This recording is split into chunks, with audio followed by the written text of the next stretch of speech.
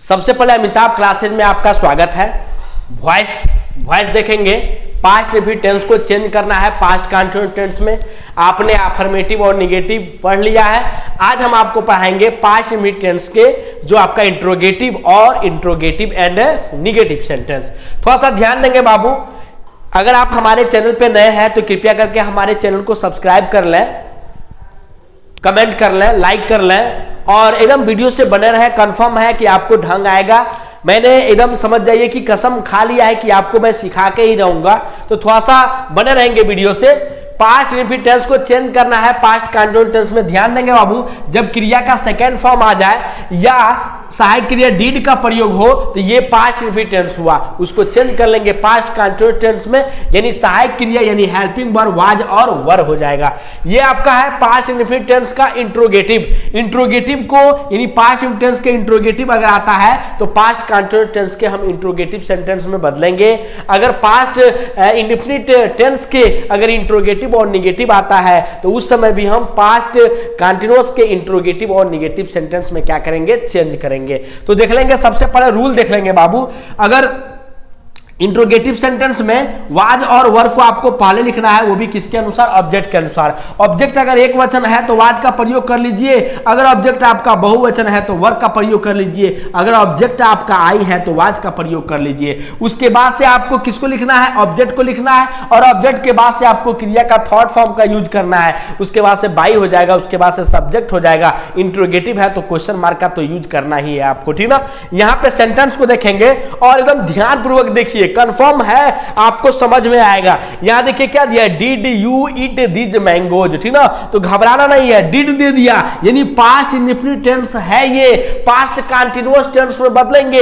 ये past indefinite tense का interrogative sentence है, हम पास्ट कंटीन्यूअस टेंस के इंट्रोगेटिव सेंटेंस में चेंज करेंगे, ठीक ना। तो डिड दिया है तो यहां ध्यान देंगे रूल क्या कर रहा है, सबसे पहले वाज या वर में से किसी एक को लिखना है, वो भी किसके अनुसार लिखना है, ऑब्जेक्ट के अनुसार लिखना है। तो सबसे पहले इस सेंटेंस में आप ऑब्जेक्ट देख लीजिए ना कि ऑब्जेक्ट आपका क्या है। ध्यान देंगे बाबू, ये जो डिड है इस टेंस की हेल्पिंग वर्ब है यानी सहायक क्रिया है। ये जो यू दिखाई दे रहा है यह यहां पे सब्जेक्ट का काम कर रहा है, और ये जो इट है ये क्रिया की फर्स्ट फॉर्म है, और ये आपका दीज मैंगोज जो दिया है ये आपका ऑब्जेक्ट है। तो सबसे पहले आपको ध्यान देना है ऑब्जेक्ट पे, दीज मैंगोज यानी ये आम, ठीक ना। तो ये आम जब दिया है, ये सब आम जब दिया है तो ये समझ जाइए कि ये बहुवचन हो गया। जब बहुवचन हो गया तो वाज और वर में किसका यूज करेंगे बाबू, वर का यूज करेंगे। तो यहां पे सबसे पहले आप लिखेंगे वर, वर हो गया, ठीक है ना। उसके बाद से आपका रूल क्या कर रहा है, ऑब्जेक्ट। ऑब्जेक्ट आपने क्या चूज किया था, दीज मैंगोज,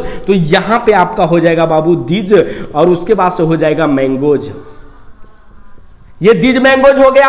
उसके बाद देखिए आपका रूल क्या कर रहा है, आपका रूल कर रहा है क्रिया का थर्ड फॉर्म। आपको मालूम होगा बाबू, जब हम क्या करते हैं, जब हम एक्टिव से पैसिव वॉइस जब बनाते हैं तो हमेशा क्रिया का कौन सा फॉर्म यूज करते हैं, थर्ड फॉर्म यूज करते हैं। ओके, तो जो आपका यहाँ पे थर्ड फॉर्म है, यहां देखेंगे क्रिया क्या है, इट। इट का थर्ड फॉर्म बाबू होता है इटेन। क्या होता है, इटेन हो गया। उसके बाद से हम क्या यूज करते हैं, बाई, क्योंकि देखिए रूल आपका क्या कर रहा है, बाई, और इस सब्जेक्ट को हम ऑब्जेक्ट के स्थान पर ले जाएंगे तो यू का क्या होगा, यू होगा। उसके बाद से हम क्वेश्चन मार्क का प्रयोग कर लेंगे। रूल आपका वही है, सब्जेक्ट का ऑब्जेक्ट, ऑब्जेक्ट का सब्जेक्ट, यानी सब्जेक्ट को ऑब्जेक्ट के स्थान पर रखना है, ऑब्जेक्ट को सब्जेक्ट के स्थान पर रखना है, और सब्जेक्ट को ऑब्जेक्ट के स्थान पर रखने से पहले बाई का प्रयोग करना है। और एक्टिव से पैसिव वॉइस बनाते समय हमेशा क्रिया का थर्ड फॉर्म यूज करना है, ये ख्याल रखिएगा। इंट्रोगेटिव है, इंट्रोगेटिव के तरीके से उसको बनाइए। इंट्रोगेटिव निगेटिव है, इंट्रोगेटिव और निगेटिव के तरीके से उसको बनाइए। यहां पे ध्यान देंगे, अगला आपका जो सेंटेंस है बाबू, एक्टिव वॉइस जो अगला है, डिड ही कॉल यू। सबसे पहले देखिए डिड दिया है, डिड दिया है, ये पास्ट रिपीट टेंस है। वैसे पहचान गए होंगे, जब पास्ट रिपीट टेंस है तो पास्ट कंटीन्यूअस में बदलेंगे। पास्ट कंटीन्यूअस टेंस का सहायक क्रिया वाज और वर हो गया, तो वाज और वर में से कौन हमको पहले लिखना है, यही आपको ध्यान देना है। तो सबसे पहले आप ऑब्जेक्ट को चेक कीजिए, ऑब्जेक्ट आपका है कहां। ध्यान देंगे बाबू, ये डिड आपका हेल्पिंग वर्ब सहायक क्रिया, ये ही आपका सब्जेक्ट हो गया, काल ये आपका क्रिया हो गया, ये जो यू है यहां पे ऑब्जेक्ट का काम करे, यानी यही आपका ऑब्जेक्ट है। तो जब यू को आप इधर लेकर आएंगे बाबू बाबू, तो वाज और वर में क्या यूज करना पड़ेगा, वर यूज करना पड़ेगा। तो यहां पे आपका क्या हो गया, वर हो गया। उसके बाद से आपका ऑब्जेक्ट, ऑब्जेक्ट देखिए क्या है, यू है, तो यहां भी आपका क्या हो जाएगा बाबू, यू हो जाएगा। उसके बाद से रूल क्या कर रहा है, क्रिया का थर्ड फॉर्म, तो काल का थर्ड फॉर्म बाबू क्या हो जाएगा, काल्ड हो जाएगा। और उसके बाद से किसका प्रयोग करना है बाबू, बाई का। और ही को जब हम ऑब्जेक्ट का स्थान पर ले जाएंगे तो ही आपका प्रोनाउन है, जब प्रोनाउन है तो ही को हम किसमें बदलेंगे, बाई हिम में। तो बाई यहां पे दिया है, यहां पे आप हिम लिख लेंगे और उसके बाद से क्वेश्चन मार्क का प्रयोग कर लेंगे, यानी were you called by him, उसके बाद से क्वेश्चन मार्क हो गया। यहां देखेंगे बाबू, why did she steal my watch, तो सबसे पहले आपको घबराना नहीं है। कभी भी इंट्रोगेटिव में अगर प्रश्न सूचक शब्द अगर पहले आ जाए तो बिल्कुल नहीं घबराना है, और बेहद आसान तरीका है। जो क्वेश्चन वर्ड यहां पे व्हाई दे दे, व्हाट दे दे, वेयर दे दे, व्हेन दे दे, हाउ दे दे, कोई भी क्वेश्चन वर्ड अगर यहां दिया है तो आप बिल्कुल यहां पे सबसे पहले क्वेश्चन वर्ड को ही नोट कर लीजिए। अब देखिए डिड, तुरंत समझ में आ गया कि पास्ट इंडेफिनिट टेंस है, ये बदलेंगे किसमें, पास्ट कंटीन्यूअस में। पास्ट कंटीन्यूअस बदलेंगे तो सहायक क्रिया याद रहना चाहिए, वाज और वर में चेंज होता है। तो यहां पे हम वाज लिखे कि वर, ये आपको डिसाइड कब होगा, जब आप ऑब्जेक्ट के पास पहुंचेंगे। तो ये देखिए, ये आपका क्वेश्चन वर्ड हो गया, ये आपका हेल्पिंग वर्ब हो गया, ये आपका जो सी दिया है बाबू, ये आपका सब्जेक्ट का काम, कर्ता का काम कर रहा है। और ये जो स्टील है ये आपका क्रिया है, यानी क्रिया का यहाँ पे फर्स्ट फॉर्म है जिसको अंग्रेजी में वर्ब बोलते हैं। और ये आपका जो माई वॉच दिया है बाबू, ये आपका ऑब्जेक्ट हो गया। तो हमको ऑब्जेक्ट ढूंढना था, ठीक है ना। तो माई वॉच ये आपका ऑब्जेक्ट है, माई वॉच मेरी घड़ी, एक वचन है कि बहुवचन, एक वचन है। वाज और वर में किसका प्रयोग करना है बाबू, वाज का प्रयोग करना है। तो वाई के तुरंत बाद हम क्या लिख लेंगे बाबू, वाज लिख लेंगे, सॉरी क्या लिखेंगे, वाज। वाई और वाज वर में हम क्या सहायक के लिए यूज करेंगे, वाज यूज कर लेंगे। उसके बाद से आपका क्या यूज करना है, ऑब्जेक्ट। ऑब्जेक्ट हमने क्या ध्यान दिया, यहां पे माई वॉच हो जाएगा। तो यहां पे आपका माई हो गया, उसके बाद से क्या हो गया बाबू, वॉच हो गया। ये आपका वाई हो गया, वाज माई वॉच। उसके बाद से क्रिया का थर्ड फॉर्म हो जाएगा। क्रिया का थर्ड फॉर्म यहां पे देखेंगे स्टील दिया है। अब स्टील आपका जो है बाबू, ये आपका फर्स्ट फॉर्म है, और जो थर्ड फॉर्म है स्टील, स्टोल, स्टोलन, ठीक है। तो स्टोलन हो जाएगा, STOLEN, स्टोलन हो गया। और उसके बाद से किसका प्रयोग करेंगे, बाई का। और जब सी, ये आपका सी आपका प्रोनाउन है, सी को जब हम ऑब्जेक्ट के स्थान पे लेके जाएंगे बाबू, तो सी को हम किसमें बदलते हैं, हर में बदलते हैं। तो यहां पे आपका हर हो जाएगा, उसके बाद से क्वेश्चन मार्क का प्रयोग कर लेंगे, यानी why was my watch stolen by क्या हो जाएगा, हर हो जाएगा। आइए देखते हैं इसी सेंटेंस में इंट्रोगेटिव एंड निगेटिव सेंटेंस। ये आपका इंट्रोगेटिव सेंटेंस था।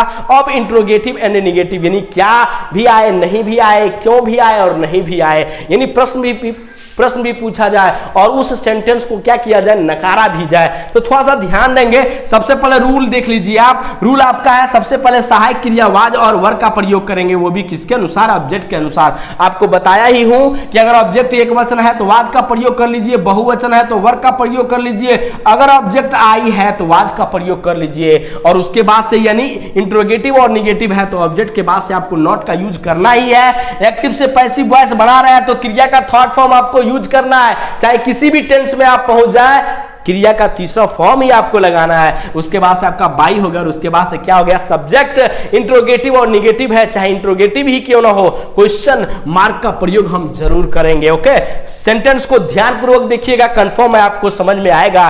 Did you not teach me Hindi, ठीक है ना। यहां पे देखिए डिड आपका हेल्पिंग वर्ब, सहायक क्रिया, ये चिन्हित हो गया कि ये पास्ट इंडेफिनिट टेंस है, वो भी कौन सा सेंटेंस, इंट्रोगेटिव। अब यहां पे नॉट दे दिया तो अब इंट्रोगेटिव और क्या हो गया, निगेटिव हो गया। तो ये हेल्पिंग वर्ब डिड हो गया पास्ट इंडेफिनिट टेंस का। यू आपका, ये जो यू है ये आपका सब्जेक्ट का काम कर रहा है, कर्ता का काम कर रहा है। ये नॉट से प्रदर्शित हो रहा है कि ये निगेटिव सेंटेंस है। ये जो टीच दिया है बाबू, टीच यानी पढ़ाना, ठीक है ना। तो ये आपका क्रिया का फर्स्ट फॉर्म यहां पे दिया है, तो ये आपका वर्ब हो गया, क्रिया हो गया। और जो मी दिया है ये आपका ऑब्जेक्ट हो गया। और यहां जो हिंदी दिया है बाबू, ये भी आपका ऑब्जेक्ट हो गया। हम ये कह सकते हैं इस सेंटेंस में डबल ऑब्जेक्ट है। कितने ऑब्जेक्ट है, डबल ऑब्जेक्ट है। तो डबल ऑब्जेक्ट है तो घबराना नहीं है, वीडियो को अंत तक जरूर देखें, हम अच्छे तरीके से आपको समझाऊंगा। यहां ध्यान देंगे बाबू, जब डिड दे दिया तो वाज वर में चेंज करना है। रूल आप देख सकते हो आराम से, यहां पे वाज और वर दिया, वो भी किसके अनुसार बाबू, ऑब्जेक्ट के अनुसार। तो सबसे पहले इस सेंटेंस में आप ऑब्जेक्ट ढूंढ लो।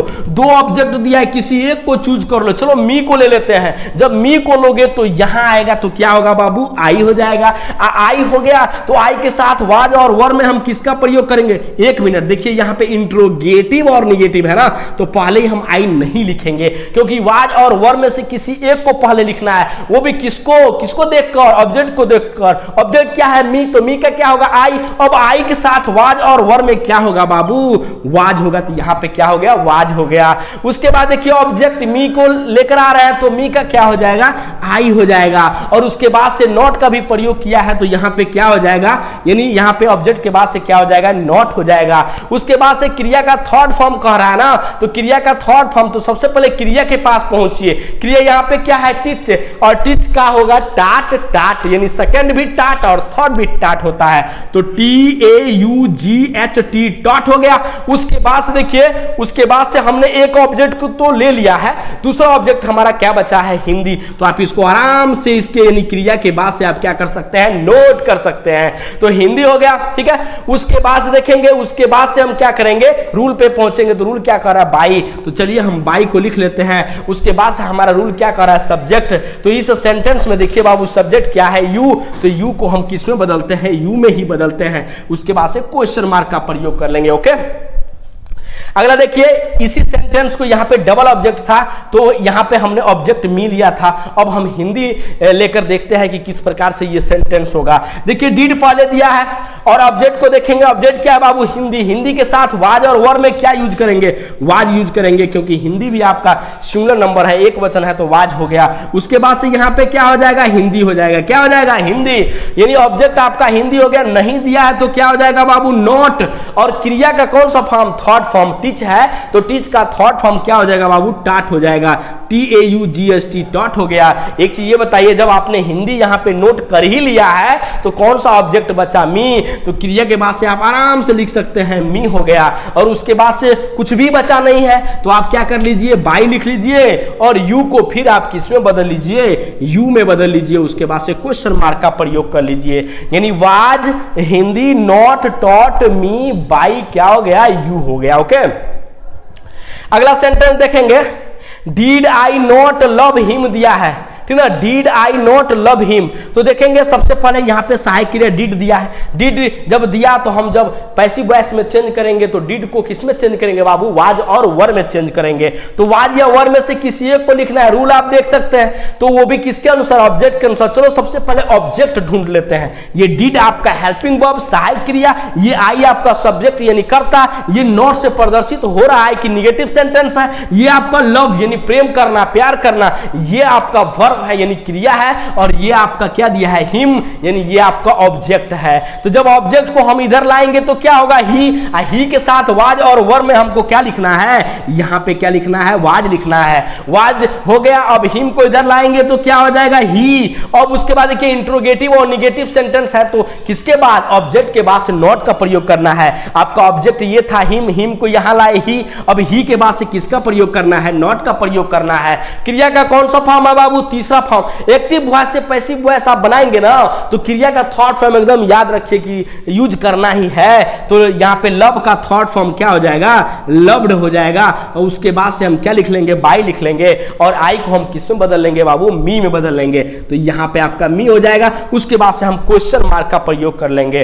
Was he not loved by क्या हो गया, मी हो गया। अगला सेंटेंस देखेंगे, यहां दिया है why did we not do our work दिया है। इसको पैसिव में कैसे चेंज करेंगे यहां ध्यान दीजिएगा बाबू। सबसे पहले क्वेश्चन वर्ड दिया है, घबराना नहीं है। क्वेश्चन वर्ड का क्या हो जाएगा, क्वेश्चन वर्ड हो जाएगा। डिड दे दिया, तुरंत पहचान गए। पास्ट इंडेफिनिट टेंस बदलेंगे किसमें, पास्ट कंटिन्यूअस टेंस में। पास्ट कंटिन्यूअस टेंस का सहायक क्रिया वाज और क्या होगा, वर होगा। तो वाज और वर हम किसके अनुसार लगाएंगे, ऑब्जेक्ट के अनुसार। सबसे पहले ऑब्जेक्ट हम ढूंढ लेते हैं। ऑब्जेक्ट हमारा क्या है बाबू, आवर वर्क दिया है। तो आवर वर्क जब दिया है तो वाज और वर में हम क्या लिखेंगे, वाज लिखेंगे, क्योंकि your work, our our work, his work, her work, ठीक ना, जितने भी ये आपके हैं ये सब आपका सिंगुलर नंबर में आता है, एक वचन में आता है। तो यहाँ पे आप क्या लिखेंगे, वाज लिखेंगे, उसके बाद से क्या लिखेंगे, आवर लिखेंगे, उसके बाद से क्या लिखेंगे, वर्क लिखेंगे। और इंट्रोगेटिव और निगेटिव सेंटेंस है तो यहाँ पे क्या यूज करेंगे, नॉट का। अब कह रहा है क्रिया का थर्ड फॉर्म, देखिए नॉट के बाद से क्रिया का थर्ड फॉर्म, एक्टिव वॉइस से पैसिव वॉइस बनाते समय हमेशा क्रिया का थर्ड फॉर्म, क्रिया क्या है, डू, और डू का third form do, did, done, यानी थर्ड फॉर्म जो है बाबू वो डन होगा। तो DONE डन हो गया। उसके बाद से हम बाई लिख लेंगे क्योंकि और कुछ तो लिखना है नहीं। बाई और वी को हम किस में बदल देंगे, अस में बदल देंगे और क्वेश्चन मार्क का प्रयोग कर देंगे।